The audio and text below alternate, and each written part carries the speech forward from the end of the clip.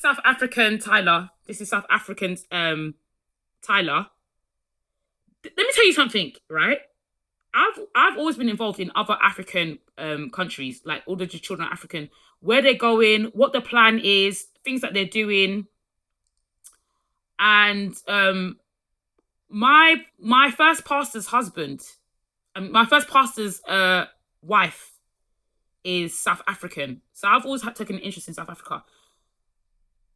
I was just gonna say, like, this is how girls turn gay, and my mother is not smart. This is how women turn gay and lesbian. You don't have anything prepared for the children. They're poor. You don't have anything prepared for the children. They're poor. Not only are they're poor, you don't invite happiness and play and joy. The father's beating the child. There's no at this point. Thomas wasn't born, and Thomas was born in 1995.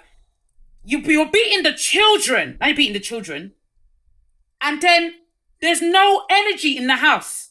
And then we all go to a single sex school called Lara Trait in Clapham, a single sex school when we should be around boys and girls. When we were in primary school, I went to Wyville. Thomas went to St Anne's.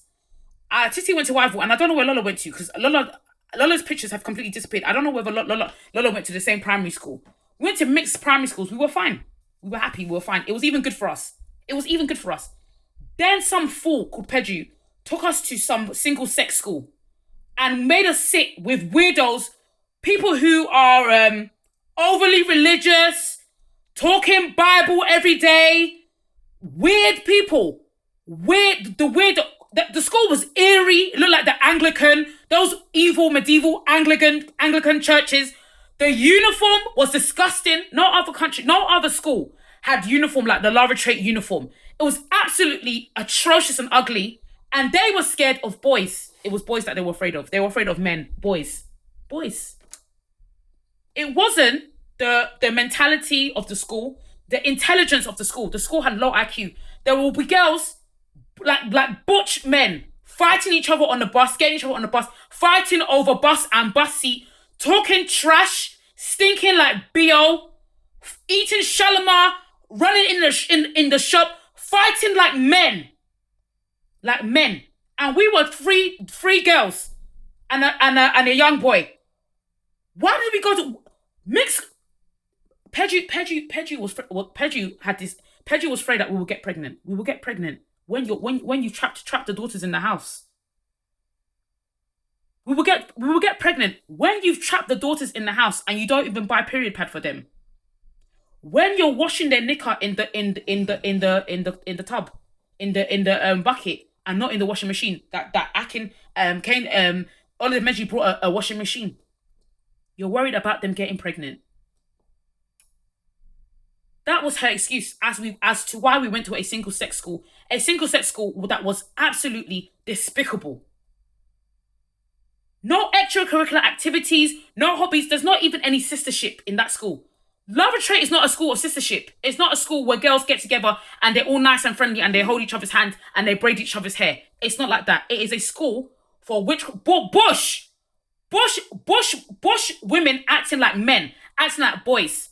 And she was afraid of us getting pregnant. It wasn't the gay that she was afraid of. It wasn't gay and lesbian that she was afraid of. Because that was in the air. That was the threat in that school. Gay and lesbian and girls cutting their arms and cutting their wrists and doing gothic and drawing gothic churches and gothic crosses and all these weird things of Roman Catholic Church. That was the school. It wasn't go to a nice polytechnical school that's bubbly, joyful, happy. In year 9, I was screaming. I said, I want to go to the Brit school. I want to go to a performing arts school where there's light and liberty and some expression of freedom where my mind can grow and expand. I was begging for another school. I was even begging for an after-school club to go and do hobbies, sports, tennis, anything that will stretch my portfolio.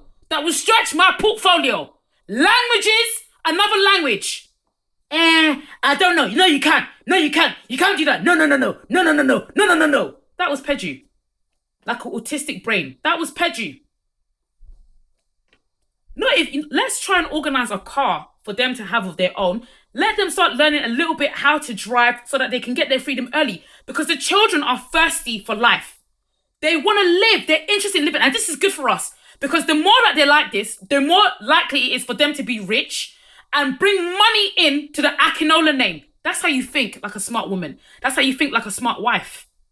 That's how you think like a wife. But it wasn't like that. There was even one point I was complaining, I was crying. And I went out to go and steal something because my mother was forcing me into being a boy. Forcing me into this gay. Can you imagine? Tayo, Auntie Tayo, Dami, Kayode, Langre, Shola, all of the extended family back in Nigeria, the Akinola family.